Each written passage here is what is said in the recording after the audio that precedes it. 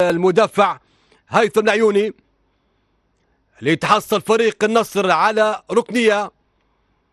هل يستغل الكرات الثابتة فريق النصر؟ لعب كرة عالية باتجاه رؤوس المهاجمين خطيرة، ممكن هي بالفعل هي نصراوية، هي يجيبها شكربة، يجيبها شكربة، هدف التعادل لمصلحة فريق النصر. شكربة يجيبها ويجيب جول التعادل لمصلحة فريق النصر من كرة حلوة كانت لمصلحة اللاعب مهدي الكوت. لعب ورفع الكرة، جاها شكربة من بعيد وجاب الجول شكربة، وجاب الجول شكربة برأسية عانقت شباك الحارس محمد نشنوش.